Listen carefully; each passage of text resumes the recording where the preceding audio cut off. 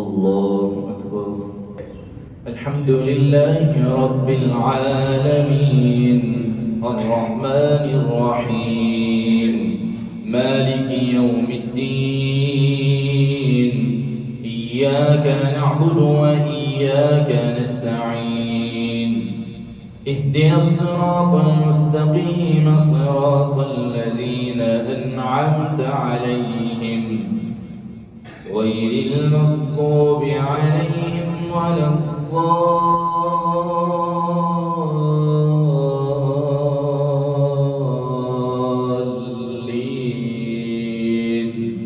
آمين. يا أيها الذين آمنوا خذوا حذركم فانفروا ثبات أو انفروا جميعا وإن منكم لمن ليبطئن فإن أصابتكم مصيبة قال قد أنعم الله علي إذ لم أكن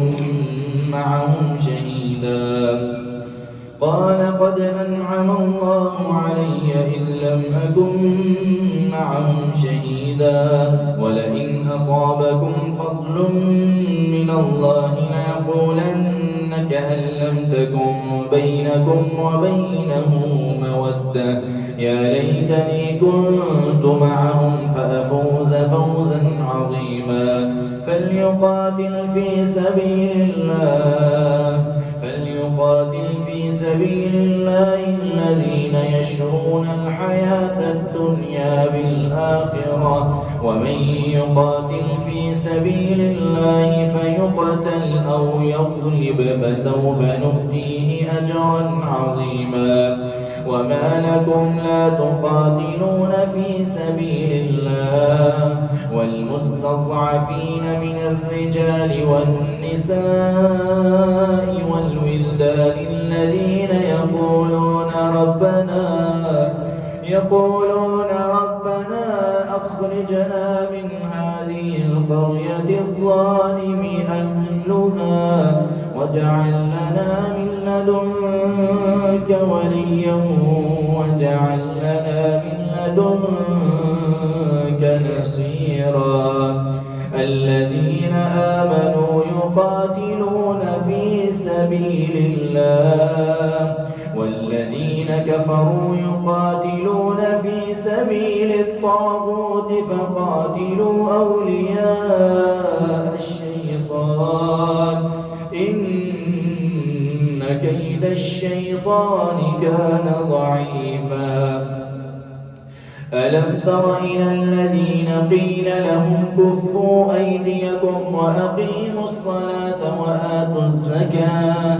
فلما كتب عليهم القتال إذا فريق منهم يخشون الناس كخشية الله أو أشد خشية وقالوا ربنا لم كتبت علينا القتال لولا أخرتنا إلى أجل قريب قل متاع الدنيا قليل والآخرة خير لمن اتقى ولا تظلمون فتيلا. أينما تكونوا يدرككم الموت ولو كنتم في بروج مشيدة وإن تصبهم حسنة يقولوا هذه من عند الله وإن تصبهم سيئة يقولوا هذه من عندك قل كل من عند الله فما لهؤلاء القوم لا يكادون يفقهون حديثا. ما أصابك من حسنة فمن الله وما أصابك من سيئة فمن نفسك وأرسلناك للناس رسولا وكفى بالله شهيدا. من يطع الرسول فقد أطاع الله ومن تولى فما أرسلناك عليهم حفيظا ويقولون طاعة فإذا برزوا من عندك بيت طائفة منهم غير الذي تقول والله يكتب ما يبيتون فأعرض عنهم وتوكل على الله وكفى بالله وكيلا أفلا يتدبرون القرآن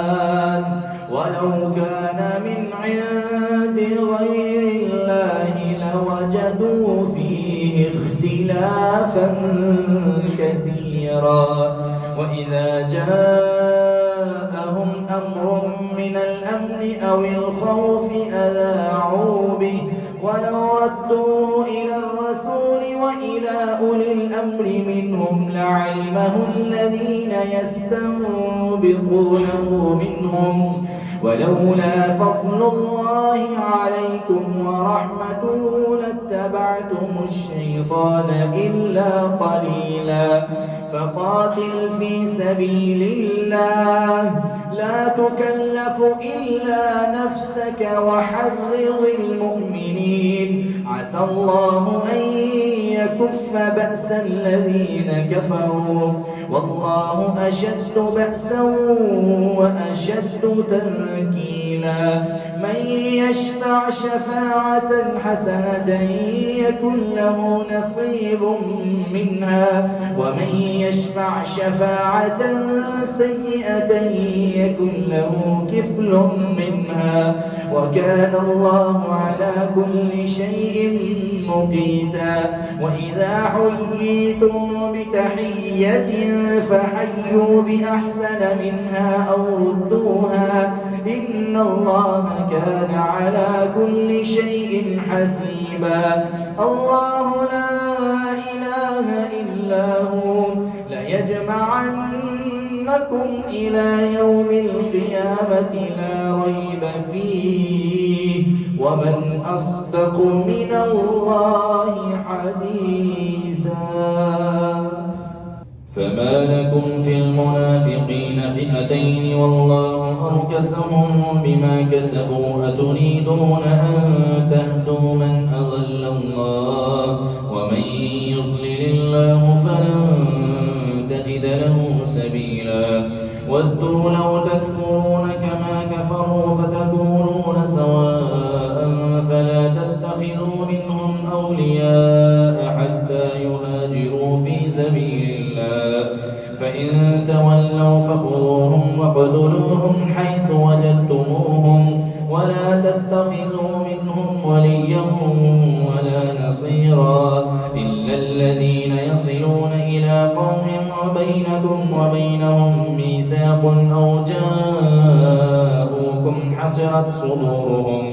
أو جاءوكم حصرت صدورهم أن يقاتلوكم أو يقاتلوا قومهم ولو شاء الله لسلطهم عليكم فلقاتلوكم فإن اعتزلوكم فلم يقاتلوكم وألقوا إليكم السلم فما جعل الله لكم عليهم سبيلا ستجدون آخرين يريدون أن يأمنوكم ويأمنوا قومهم كلما ردوا إلى الفتنة أركسوا فيها فإن لم يعتزلوكم ويلقوا إليكم السلم ويكفوا أيديهم فخذوهم واحصروهم واقعدوا لهم كل مرصد فإن لم يعتزلوكم ويلقوا إليكم السلم فخذوهم واقتلوهم حيث ثقفتموهم وأولئكم جعلنا لكم عليهم سلطانا مبينا وما كان لمؤمن أن يقتل مؤمنا إلا خطأ ومن قتل مؤمنا خطأ فتحرير رقبة مؤمنة ودية مسلمة إلى أهله إلا أن يصدقوا فإن كان من قوم عدو لكم وهو مؤمن فتحرير رقبة مؤمنة، وإن كان من قوم بينكم وبينهم ميثاق فدية مسلمة إلى أهله وتحرير رقبة مؤمنة، فمن لم يجد فصيام شهرين متتابعين توبة من الله وكان الله عليما حكيما. ومن يقتل مؤمنا متعمدا فجزاؤه جهنم خالدا فيها وغضب الله عليه ولعنه وأعد له عذابا عظيما. يا أيها الذين آمنوا إذا ضربتم في سبيل الله فتبينوا ولا تقولوا لمن ألقى إليكم السلام لست مؤمنا تبتغون عرض الحياة الدنيا فعند الله مغانم كثيرة كذلك كنتم من قبل فمن الله عليكم فتبينوا إن الله كان بما تعملون خبيرا. لا يستوي القاعدون من المؤمنين غير أولي الضرر والمجاهدون في سبيل الله بأموالهم وأنفسهم فضل الله المجاهدين بأموالهم وأنفسهم على القاعدين درجة وكلا وعد الله الحسنى وفضل الله المجاهدين على القاعدين أجرا عظيما درجات منه ومغفرة ورحمة وكان الله غفورا رحيما. إن الذين توفاهم الملائكة ظالمي أنفسهم قالوا فيم كنتم قالوا كنا مستضعفين في الأرض قالوا ألم تكن أرض الله واسعة فتهاجروا فيها فأولئك مأواهم جهنم وساءت مصيرا إلا المستضعفين من الرجال والنساء والولدان لا يستطيعون حيلة ولا يهتدون سبيلا فأولئك عسى الله أن يعفو عنهم وكان الله عفوا غفورا. ومن يهاجر في سبيل الله يجد في الأرض مراغما كثيرا وسعة ومن يخرج من بيته مهاجرا إلى الله ورسوله ثم يدركه الموت فقد وقع أجره على الله وكان الله غفورا رحيما. وإذا ضربتم في الأرض فليس عليكم جناح أن تقصروا من الصلاة إن خفتم أن يفتنكم الذين كفروا إن الكافرين كانوا لكم عدوا مبينا. وإذا كنت فيهم فأقمت لهم الصلاة فلتقم طائفة منهم معك وليأخذوا أسلحتهم فإذا سجدوا فليكونوا من ورائكم ولتأت طائفة أخرى لم يصلوا فليصلوا معك وليأخذوا حذرهم وأسلحتهم ود الذين كفروا لو تغفلون عن أسلحتكم وأمتعتكم فيميلون عليكم ميلة واحدة ولا جناح عليكم إن كان بكم أذى من مطر أو كنتم مرضى أن تضعوا أسلحتكم وخذوا حذركم إن الله أعد للكافرين عذابا مهينا. فإذا قضيتم الصلاة فاذكروا الله قياما وقعودا وعلى جنوبكم فإذا اطمأننتم فأقيموا الصلاة إن الصلاة كانت على المؤمنين كتابا موقوتا ولا تهنوا في ابتغاء القوم إن تكونوا تألمون فإنهم يألمون كما تألمون وترجون من الله ما لا يرجون وكان الله عليما حكيما إنا أنزلنا إليك الكتاب بالحق لتحكم بين الناس بما أراك الله ولا تكن للخائنين خصيما واستغفر الله إن الله كان غفورا رحيما ولا تجادل عن الذين يختارون أنفسهم إن الله لا يحب من كان خوانا أثيما يستخفون من الناس ولا يستخفون من الله وهو معهم يستخفون من الناس ولا يستخفون من الله وهو معهم إذ يبيتون ما لا يرضى من القول وكان الله بما يعملون محيطا ها أنتم هؤلاء جادلتم عنهم في الحياة الدنيا فمن يجادل الله عنهم يوم القيامة أم من يكون عليهم وكيلا ومن يعمل سوءا أو يظلم نفسه ثم يستغفر الله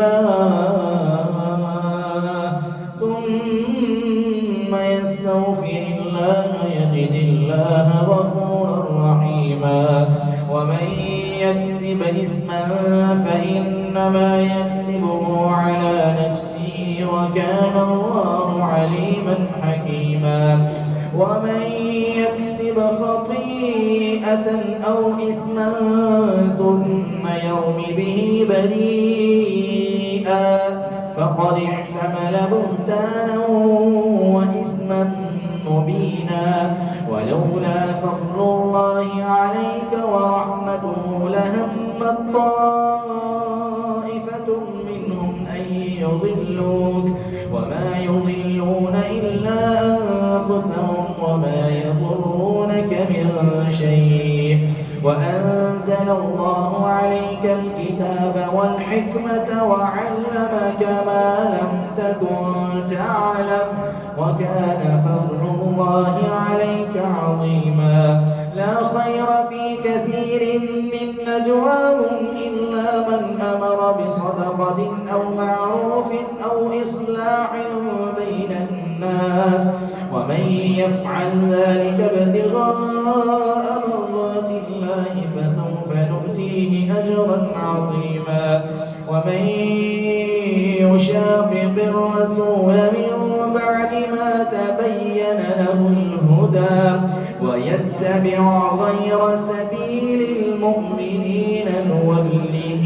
ما تولى ونصله جهنم وساءت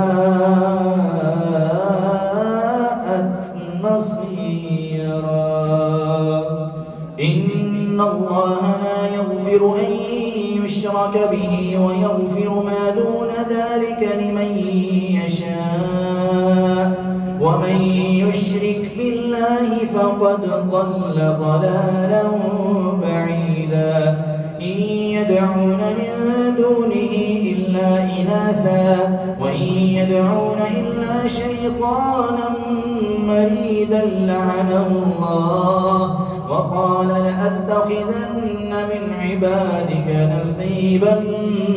مفروضا ولأضلنهم ولأمنينهم ولآمرنهم فليبتكن آذان الأنعام ولآمرنهم فليغيرن خلق الله ومن يتخذ الشيطان وليا من دون الله فقد خسر خسرانا مبينا يعدهم ويمنيهم وما يعدهم الشيطان إلا غرورا أولئك مأواهم جهنم ولا يجدون عنها محيصا والذين آمنوا وعملوا الصالحات سندخلهم جنات تجري من تحتها الأنهار خالدين فيها أبدا وعد الله حقا ومن أصدق من الله قيلا ليس بأمانيكم ولا أماني أهل الكتاب من يعمل سوءا يجز به ولا يجد له من دون الله وليا ولا نصيرا ومن يعمل من الصالحات من ذكر أو أنثى وهو مؤمن فأولئك يدخلون الجنة ولا يظلمون نقيرا ومن أحسن دينا ممن أسلم وجهه لله وهو محسن واتبع ملة إبراهيم حنيفا واتخذ الله إبراهيم خليلا ولله ما في السماوات وما في الأرض وكان الله بكل شيء محيطا ويستفتونك في النساء قل الله يفتيكم فيهن وما يتلى عليكم في الكتاب في يتامى النساء اللاتي لا تؤتونهن ما كتب لهن وترغبون أن تنكحوهن والمستضعفين من الولدان وأن تقوموا لليتامى بالقسط وما تفعلوا من خير فإن الله كان به عليما وإن امرأة خافت من بعلها نشوزا أو إعراضا فلا جناح عليهما أن يصلحا بينهما صلحا والصلح خير وأحضرت الأنفس الشح وإن تحسنوا وتتقوا فإن الله كان بما تعملون خبيرا ولن تستطيعوا أن تعدلوا بين النساء ولو حرصتم فلا تميلوا كل الميل فتذروها كالمعلقة وإن تصلحوا وتتقوا فإن الله كان غفورا رحيما وإن يتفرقا يغني الله كلا من سعته وكان الله واسعا حكيما ولله ما في السماوات وما في الأرض ولقد وصينا الذين أوتوا الكتاب من قبلكم وإياكم أن اتقوا الله وإن تكفروا فإن لله ما في السماوات وما في الأرض وكان الله غنيا حميدا ولله ما في السماوات وما في الأرض وكفى بالله وكيلا إن يشأ يذهبكم أيها الناس ويأت بآخرين وكان الله على ذلك قديرا من كان يريد ثواب الدنيا فعند الله ثواب الدنيا والآخرة وكان الله سميعا بصيرا يا أيها الذين آمنوا كونوا قوامين بالقسط شهداء لله ولو على أنفسكم أو الوالدين والأقربين إن يكن غنيا أو فقيرا فالله أولى بهما فلا تتبعوا الهوى أن تعدلوا وإن تلووا أو تعرضوا فإن الله كان بما تعملون خبيرا يا أيها الذين آمنوا بالله رسوله والكتاب الذي نزل على رسوله والكتاب الذي أنزل من قبل ومن يكفر بالله وملائكته وكتبه ورسله واليوم الآخر فقد ضل ضلالا بعيدا إن الذين آمنوا ثم كفروا ثم ازدادوا كفرا لم يكن الله ليغفر لهم ولا ليهديهم سبيلا بشر المنافقين بأن لهم عذابا أليما الذين يتخذون الكافرين أولياء من دون المؤمنين أيبتغون عندهم العزة فإن العزة لله جميعا وقد نزل عليكم في الكتاب أن إذا سمعتم آيات الله يكفر بها ويستهزأ بها فلا تقعدوا معهم حتى يخوضوا في حديث غيره إنكم إذا مثلهم إن الله جامع المنافقين والكافرين في جهنم جميعا الذين يتربصون بكم فإن كان لكم فتح من الله قالوا ألم نكن معكم وإن كان للكافرين نصيب قالوا ألم نستحوذ عليكم ونمنعكم من المؤمنين فالله يحكم بينكم يوم القيامة ولن يجعل الله للكافرين على المؤمنين سبيلا إن المنافقين يخادعون الله وهو خادعهم وإذا قاموا إلى الصلاة قاموا كسالى يراءون الناس ولا يذكرون الله إلا قليلا مذبذبين بين ذلك لا إله هؤلاء ولا إله هؤلاء ومن يضلل الله فلن تجد له سبيلا يا أيها الذين آمنوا لا تتخذوا الكافرين أولياء من دون المؤمنين أتريدون أن تجعلوا لله عليكم سلطانا مبينا إن المنافقين في الدرك الأسفل من النار ولن تجد لهم نصيرا إلا الذين تابوا وأصلحوا واعتصموا بالله وأخلصوا دينهم لله فأولئك مع المؤمنين وسوف يؤتي الله المؤمنين أجرا عظيما ما يفعل الله بعذابكم إن شكرتم وآمنتم وكان الله شاكرا عليما لا يحب الله الجهر بالسوء من القول إلا من ظلم وكان الله سميعا عليما إن تبدوا خيرا أو تخفوه أو تعفوا عن سوء فإن الله كان عفوا قديرا إن الذين يكفرون بالله ورسله ويريدون أن يفرقوا بين الله ورسله ويقولون نؤمن ببعض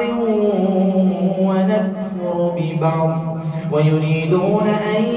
يتخذوا بين ذلك سبيلا أولئك هم الكافرون حقا وأعتدنا للكافرين عذابا مهينا والذين آمنوا بالله ورسله ولم يفرقوا بين أحد منهم أولئك سوف يؤتيهم أجورهم وكان الله غفورا رحيما يسألك أهل الكتاب أن تنزل عليهم كتابا من السماء فقد سألوا موسى أكبر من ذلك فقالوا أرنا الله جهرة فأخذتهم الصاعقة بظلمهم ثم اتخذوا العجل من بعد ما جاءتهم البينات فعفونا عن ذلك وآتينا موسى سلطانا مبينا ورفعنا فوقهم الطور بميثاقهم وقلنا لهم ادخلوا الباب سجدا وقلنا لهم لا تعدوا في السبت وأخذنا منهم ميثاقا غليظا فبما نقضهم ميثاقهم وكفرهم بآيات الله وقتلهم الأنبياء بغير حق وقولهم قلوبنا غلف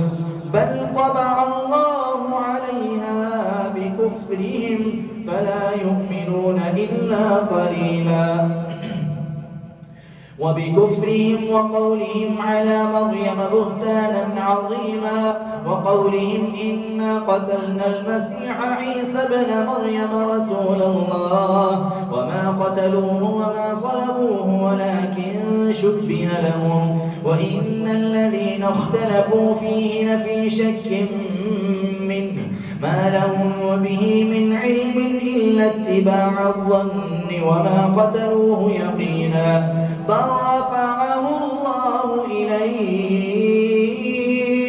وكان الله عزيزا حكيما وإن من أهل الكتاب إلا ليؤمنن به قبل موته ويوم القيامة يكون عليهم شهيدا فبظلم من الذين هادوا حرمنا عليهم طيبات أحلت لهم وبصدهم عن سبيل الله كثيرا وأخذهم الربا وقد نهوا عنه وأكلهم أموال الناس بالباطل وأعتدنا للكافرين منهم عذابا أليما لكن الراسخون في العلم منهم والمؤمنون يؤمنون بما أنزل إليك وما أنزل من قبلك والمقيمين الصلاة والمؤتون الزكاة والمؤمنون بالله واليوم الآخر أولئك سنؤتيهم أجرا عظيما إنا أوحينا إليك كما أوحينا إلى نوح والنبيين من بعده وأوحينا إلى إبراهيم وإسماعيل وإسحاق ويعقوب والأسباط وعيسى وأيوب ويونس وهارون وسليمان وآتينا داود زبورا ورسلا قد قصصناهم عليك من قبل ورسلا لم نقصصهم عليك وكلم الله موسى تكليما رسلا مبشرين ومنذرين لئلا يكون للناس على الله حجة بعد الرسل وكان الله عزيزا حكيما لكن الله يشهد بما أنزل إليك أنزله بعلمه والملائكة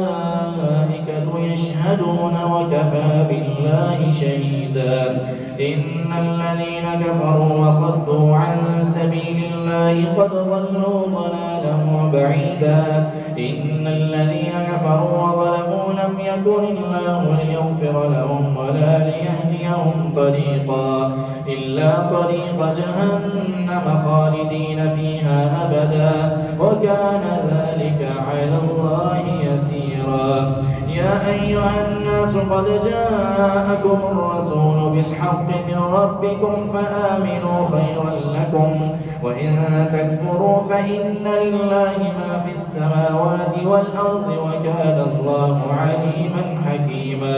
يا أهل الكتاب لا تغلوا في دينكم ولا تقولوا على الله إلا الحق إنما المسيح عيسى ابن مريم رسول الله وكلمته ألقاها إلى مريم وروح منه فآمنوا بالله ورسوله ولا تقولوا ثلاثة فآمنوا بالله ورسله ولا تقولوا ثلاثة انتهوا خيرا لكم إنما الله إله واحد سبحانه أن يكون له ولد له ما في السماوات وما في الأرض وكفى بالله وكيلا لن يستنكف المسيح أن يكون عبدا لله ولا الملائكة المقربون ومن يستنكف عن عبادته ويستكبر فسيحشرهم إليه جميعا فأما الذين آمنوا وعملوا الصالحات فيوفيهم أجورهم ويزيدهم من فضله وأما الذين استنكفوا واستكبروا فيعذبهم عذابا أليما ولا يجدون لهم من دون الله وليا ولا نصيرا يا أيها الناس قد جاءكم برهان من ربكم وأنزلنا إليكم نورا مبينا فأما الذين آمنوا بالله واعتصموا به فسيدخلهم في رحمة منه وفضل ويهديهم إليه صراطا مستقيما يستفتونك قل الله يفتيكم في الكلالة إن امرؤ هلك ليس له ولد وله أخت فلها نصف ما ترك وهو يرثها إن لم يكن لها ولد فإن كانت اثنتين فلهما الثلثان مما ترك وإن كانوا إخوة رجالا ونساء فللذكر مثل حظ الأنثيين يبين الله لكم أن تضلوا والله بكل شيء عليم بسم الله الرحمن الرحيم يا أيها الذين آمنوا أوفوا بالعقود أحلت لكم بهيمة الأنعام إلا ما يتلى عليكم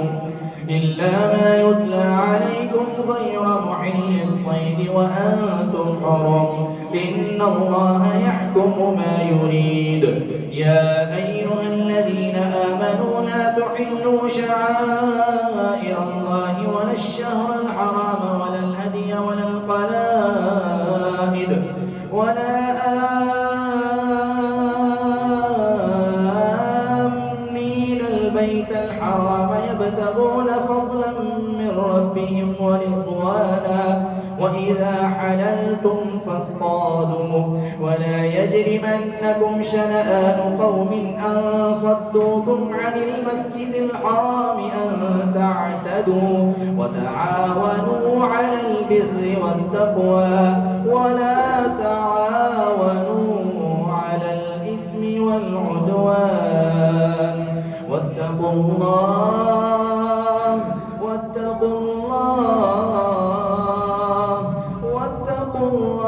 إن الله شديد العقاب حرمت عليكم الميتة والدم ولحم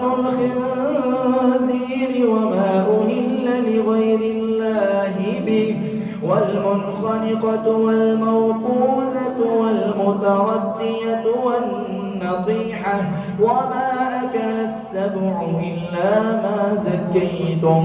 وما ذبح على النصب وأن تستقسموا بالأزلام ذلكم فسق اليوم يئس الذين كفروا من دينكم فلا تخشوهم واخشون اليوم أكملت لكم دينكم وأتممت عليكم نعمتي ورضيت لكم الإسلام دينا فمن اضطر في مخمصة غير متجانف لإثم فإن الله غفور رحيم يسألونك ماذا أحل لهم قل أحل لكم الطيبات وطعام الذين أوتوا الكتاب الكتاب حل لكم وطعامكم حل لهم والمحصنات من المؤمنات والمحصنات من الذين أوتوا الكتاب من قبلكم إذا آتيتموهن أجورهن والمحصنات من المؤمنات والمحصنات من الذين أوتوا الكتاب من قبلكم إذا آتيتموهن أجورهن محصنين غير مسافحين يسألونك ماذا أحل لهم قل أحل لكم الطيبات وما علمتم من الجوارح مكلبين تعلمونهن مما علمكم الله فكلوا مما أمسكن عليكم واذكروا اسم الله عليه واتقوا الله إن الله سريع الحساب اليوم أحل لكم الطيبات وطعام الذين أوتوا الكتاب حل لكم وطعامكم حل لهم والمحصنات من المؤمنات والمحصنات من الذين أوتوا الكتاب من قبلكم إذا آتيتموهن أجورهن محصنين غير مسافحين ولا متخذي أخدان ومن يكفر بالإيمان فقد حبط عمله وهو في الآخرة من الخاسرين